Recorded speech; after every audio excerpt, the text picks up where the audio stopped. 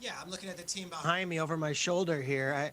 I look at the Buffalo Bills. I think everyone is, by default, crowning the Buffalo Bills as the AFC East favorites right now, but I don't think the Buffalo Bills have accomplished anything to deserve that. I look at the Bills' record against the Patriots. The last 22 times they played, they're 3-19. Tom Brady never lost to the Buffalo Bills, and yet Bill Belichick didn't either.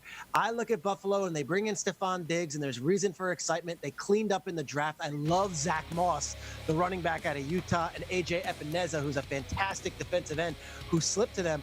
But let's not just crown the Bills as a shoe-in for the AFC East Division title yet. They've got a long way to go here. There's still a Patriots team that is looming with a coaching staff and defense that shut them down in two big games, both in Buffalo and then in New England at the end of the season. Bills, do not read the headlines. There's going to be a lot of predictions in August and September saying you're going to the playoffs, maybe with a home field advantage going into the bye week. I don't see it just yet. I would watch out. Don't read the headlines, Buffalo. Don't get too excited yet. You still got to win those games.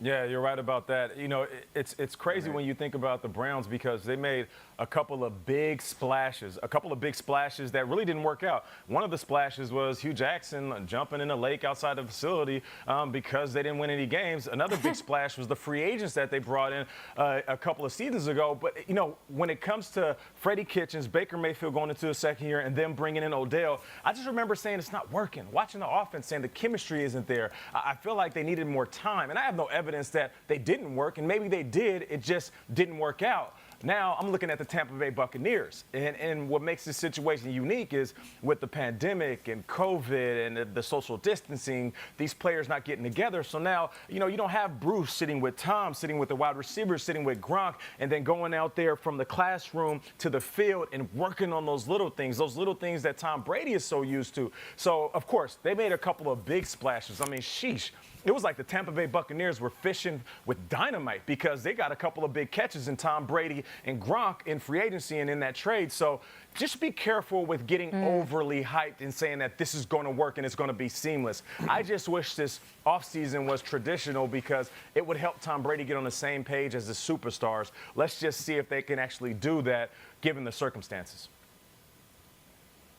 A week ago, I would have agreed with you, Nate. I would have said it's the Bucs in a runaway. But, guys, it's the Arizona Cardinals. It's the Cardinals. The Bucs at least have a bunch of people who have won Super Bowl titles and been champions and are Hall of Famers. This is kind of a cool thing. We just cleared this. I don't know if you've seen this. I want to show you guys a picture. This is a picture having to do with the Arizona Cardinals that came out around the draft. And there's their head coach, and he's in this really cool house. And he doesn't appear to be a football coach. He looks like he looks like Ryan Gosling. Guys, wow. Apparently the Cardinals don't have any weaknesses because their head coach doesn't have any socks. That's the takeaway. And he's sexier than Pete Carroll and has a cooler house than Kyle Shanahan. And all of a sudden, because we got DeAndre Hopkins, we're going to win the Super Bowl. I like the Cardinals. I like Cliff. I love that house. Nate, you want to talk about splashes? I'll do one in that infinity pool wearing nothing. And yet I don't know if they're splashing into the Super Bowl yet because they got a cool house and a few cool players. A lot of work to be done.